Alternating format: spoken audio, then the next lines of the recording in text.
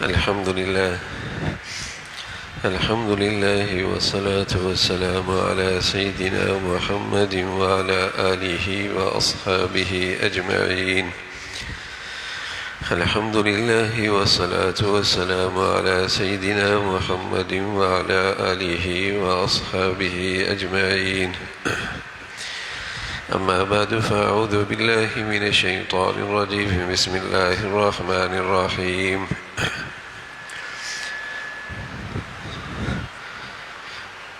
ما تعبدون من بعدي قالوا نعبد إلهك وإله آبائك إبراهيم وإسماعيل وإسحاق إلها واحدا ونحن له مسلمون.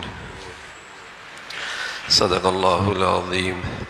اللهم صل على سيدنا محمد النبي الأمي وعلى آله وأصحابه وسلم. اللهم صل على سيدنا محمد النبي الأمي وعلى آله وأصحابه وسلم. میرے معزز مسلمان بزرگوں، عزیز بھائیوں، ایک سوال ہے، ما تعبدون من بعدی، کہ میری آنکھ بند ہوتی ہے تم پھر کس کی بندگی کرو گے؟ ما تعبدون من بعدی، میری آنکھ بند ہوتی ہے تو تم کس کی بندگی کرو گے؟ یہ سوال اللہ کا وہ پیارا بندہ کر رہا ہے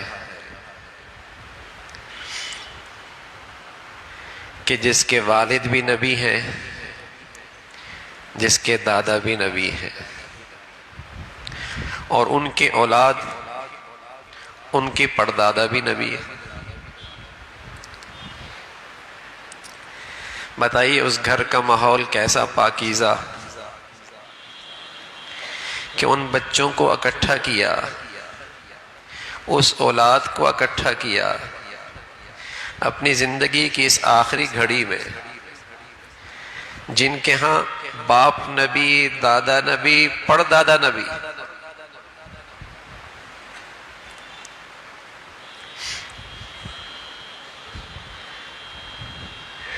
جب آدمی دنیا سے جاتا ہے، اگر کوئی آدمی اس پہ ریسرچ اور تحقیق کرے تو ایک کتب خانہ تیار ہو جائے کہ لوگوں نے جاتی ہوئی اپنی اولاد کو کیا نصیحتیں کی ہیں.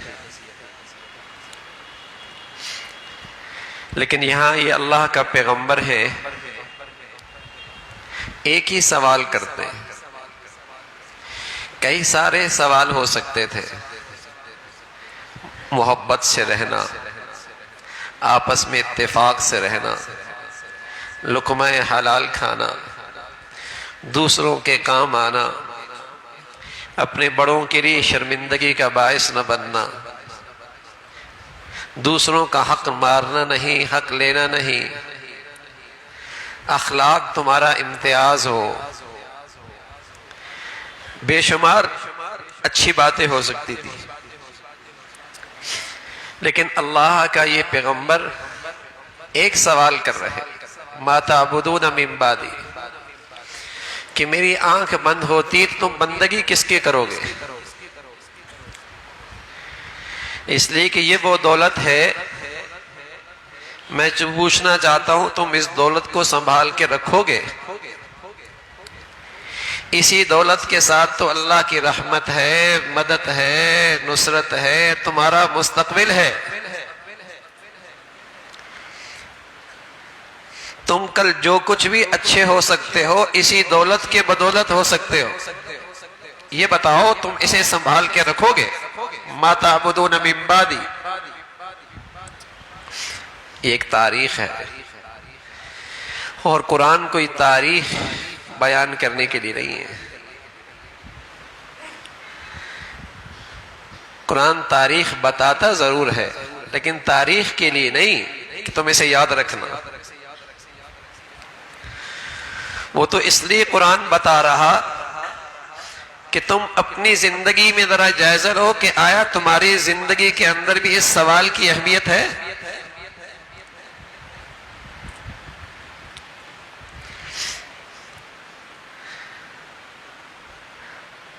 میں اپنے مہر کے لحاظ سے، خاندان کے لحاظ سے، معاشرے کے لحاظ سے جائزہ لوں کہ آج اس سوال کی اہمیت میرے ہاں بھی ہے کہ میرے مرنے کے بعد میری یہ اولاد، میرے بیٹے، میرے پوتے، میرے نواسے کس کی بندگی کریں گے؟ اس سوال کی اہمیت آج میرے گھر میں بھی ہے، میرے معاشرے میں بھی ہے، میرے خاندان کے اندر بھی اس کی وہی اہمیت ہے۔ اچھا گھرانہ اور گھرانے کے اچھے اخلاق اور گھرانے کی اچھی سوچ، یہ اکائی ہے ایک اچھے معاشرے کی، ایک اچھی سوسائٹی کی، اور ایک با اخلاق سوسائٹی اور با کردار سوسائٹی یہ پیدا کرتی ہے ایک اچھی حکومت۔ لیکن جب اکائی ہی اجڑ جائے تو معاشرہ کیسے سنورے گا؟ اور جب معاشرہ بگڑا ہو تو بتائیے بگڑی ہوئی یہ سوسائٹی سے اچھی حکومت کیسے پیدا ہو سکتی؟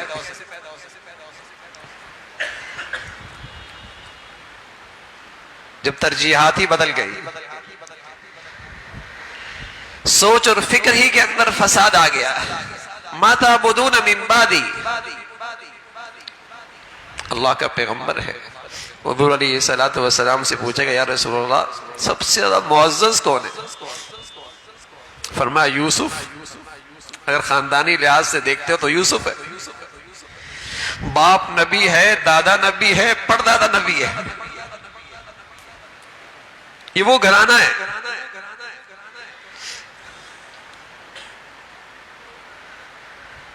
ایسا معزز گھرانہ،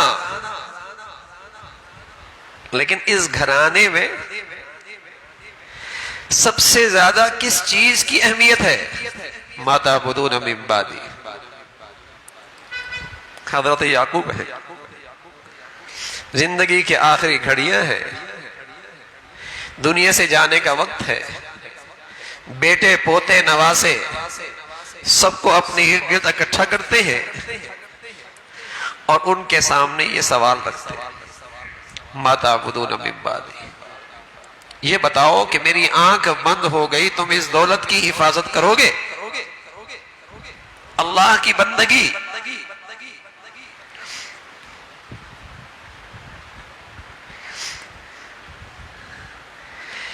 یہ ایک سانچہ ہے جس کے اندر مسلمانوں کے ذہن ڈھلنے چاہیے تھے۔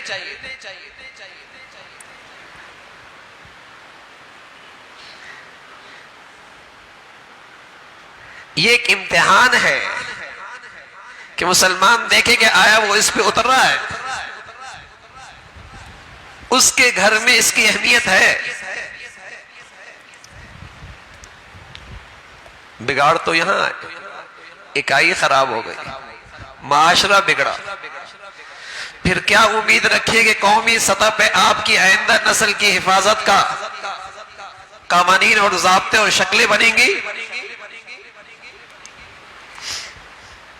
پھر کیا امید رکھتے؟ جب آج مسلمان جہاں اسے اختیار ہے اپنی اولاد کو سنبھالنے کا، سنوارنے کا، تعلیمی تربیت فیصلے کرنے کا، وہ کیا فیصلے کرتا ہے؟ آیا اس کے ان فیصلوں میں ترجیح ایمان ہے؟ ایمانی اور دینی زندگی ہے؟ وہ تو کہتا ہے بس ایسا پرزہ بنا لوں اپنی اولاد کو کہ بس پیسہ آئے۔ تو جب گھر کی یہ سوچ ہوگی، معاشرہ اس سوچ پہ کھڑا ہوگا، پھر جو ریاست اور حکومت آئے گی وہ تو چاہے گی پیسہ آئے چاہے سب کچھ چلا جائے، دولت چلی جائے، ایمان کی غیرت چلی جائے، حیا چلی جائے، اور ایمان اور دین کے لحاظ سے آئندہ نسل تاریخی بھی چلی جائے، اسے کوئی پرواہ نہیں۔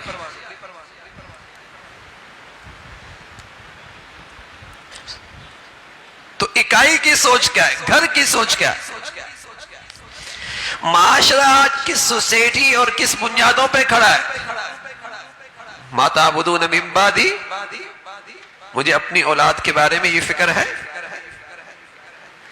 میرے گھر میں اس سوال کی اہمیت ہے کہ میری آنکھ بند ہوتی تو میرے بیٹے کے ہاں سب سے قیمتی چیز ایمان، اللہ کی بندگی،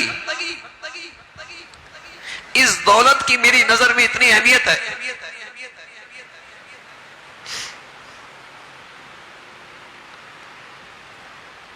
مسلمان قوم، مسلمان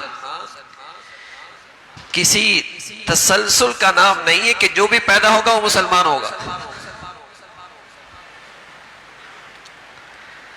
وہ نسلی تسلسل کا نام نہیں ہے کہ جو بھی پیدا ہوگا وہ مسلمان ہوگا۔ مسلمان تو ایک سوچ، ایک عقیدے، ایک نظریے، ایک عمل کا نام ہے۔ یہ نہیں کہ ہندوؤں میں جو پیدا ہوا وہ ہندو ہو گیا تو مسلمانوں میں جو پیدا ہو گیا بس وہ مسلمان ہی رہے گا، چاہے وہ کچھ کرے نہ کرے، کچھ مانے نہ مانے۔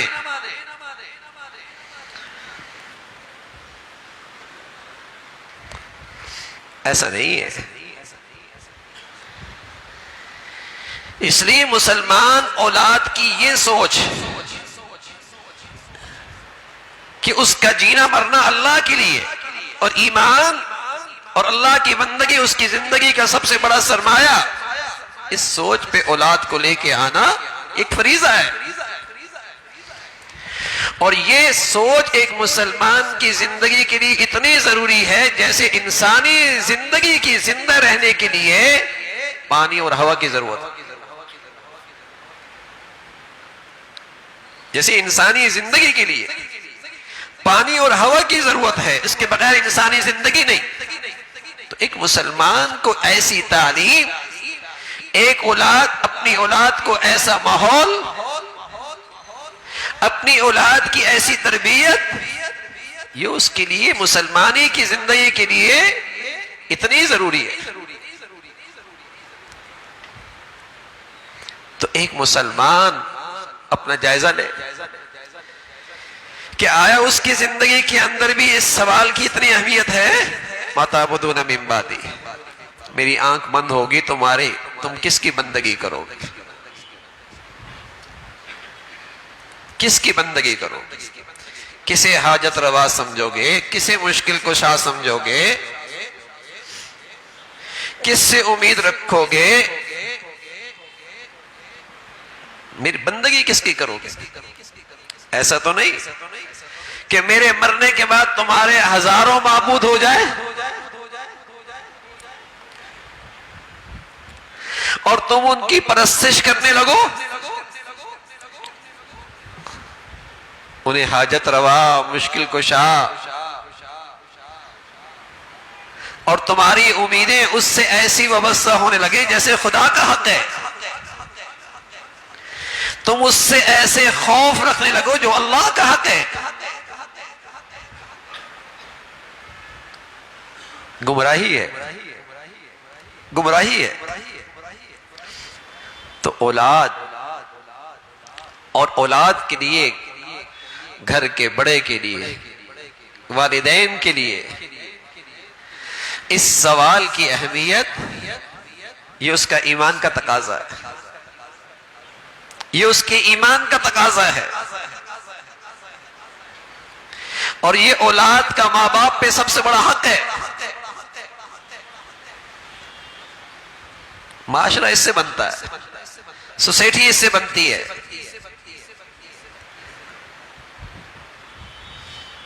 گھر کی اکائی پر تو یہ فکر مسلط ہو، اس پہ تو یہ فکر، اس کی اہمیت تو ہو۔ تو یہ جائزہ احتساب کی چیز ہے۔ اس لیے اللہ نے یہ تاریخ بتائی کہ ایک گھرانے کے اندر یہ نقشہ ہے زندگی کا، اور موت کی اس گھڑی میں وہاں یہ سوال ہو رہا ہے، مَا تَعْبُدُونَ مِن بَعْدِي۔ سبحان اللہ، بیٹے بولے، پوتے بولے، نواسے بولے، سب نے کہا قالوا نعبد الہک و الہ آبائک ابراہیم و اسماعیل و اسحاق الہا واحدا ونحن له مسلمون۔ ابا جان، دادا جان، نانا جان، اطمینان رکھیے، ہم نے جس ماحول میں آنکھ کھولی ہے اس معبود برحق کے علاوہ بندگی دیکھی کس کی ہے؟ آپ اطمینان رکھیے۔ آپ نے جو ہمیں پاکیزہ ماحول دیکھا ہے، اس میں اس بندگی کے علاوہ گنجائش کہاں ہے؟ آپ اطمینان رکھیں، ہم اسی ذات کی بندگی کریں گے جو ابراہیم کا خدا، جو اسماعیل کا رب ہے، جو اسحاق کا خدا ہے۔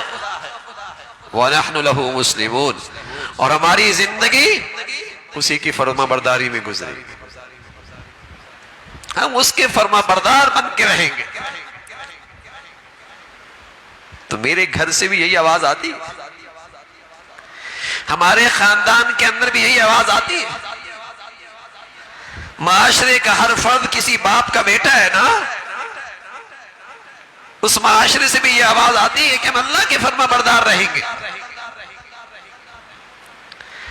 ہمارے لیے زندگی کا سب سے بڑی دولت اللہ کی فرما برداری۔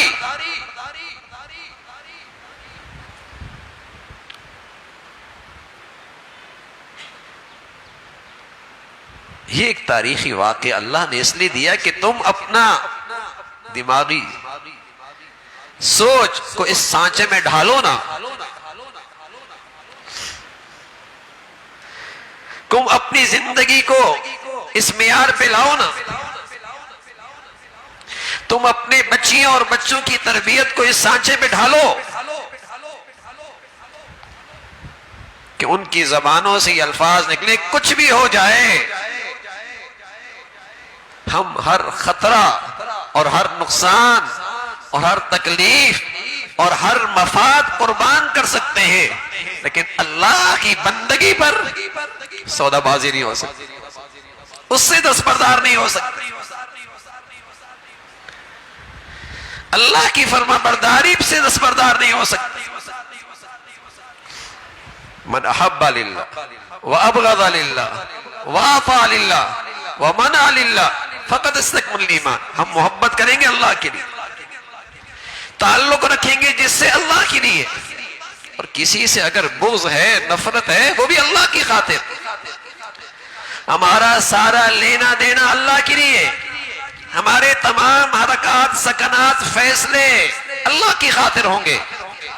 فرمایا یہ ہے زندگی اللہ کو پسند، فقد استکمل الایمان، یہ ہے کمال ایمان۔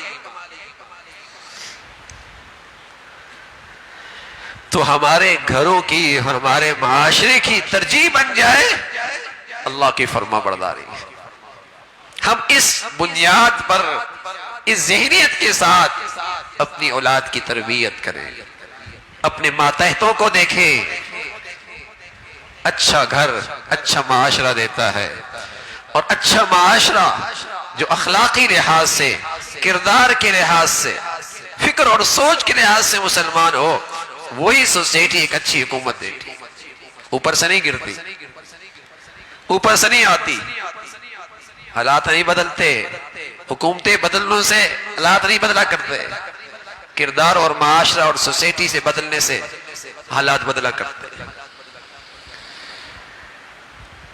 سوچ اور فکر کا کیا حال ہے؟ تو اس سوچ پہ ہم اپنا جائزہ لیں، اپنی زندگی کا جائزہ لیں کہ ہم اپنی نسلوں کا مستقبل کیا چھوڑ کے جا رہے ہیں۔ کسی قوم کا مستقبل اس کا آج کا نوجوان ہے، آج کی اولاد ہے، آج کے اس کے تعلیمی اداروں ہیں، آج کے اس کے گھر کا ماحول ہے۔ کیا آیا وہاں یہ سوچ موجود ہے ما تعبدون من بعدی، کہ میرے مرنے کے بعد، میری آنکھ بند ہونے کے بعد تم کس کی بندگی کرو گے؟ اور وہاں سے یہ آواز اٹھتی ہے کہ ہمارے جینا مرنا اللہ کی خاطر ہوگا، ہماری زندگی اللہ کی خاطر ہوگی۔ تو میرے عزیزو، اللہ ہمیں اس معیار پہ اپنے اولاد پہ لانے کی توفیق نصیب فرمائے۔ اللہ کرے ہمارا گھر، ہمارا معاشرہ اس معیار پہ آئے، پھر اللہ کی رحمت اور مدد اور نصرت ہوتی ہے اور قوموں کے حالات بدلتے ہیں۔ اللہ رب العزت مجھے بھی آپ کو بھی جو کچھ کہا سنا عمل کی توفیق نصیب فرمائے۔ وآخر دعوانا الحمدللہ رب العالمین۔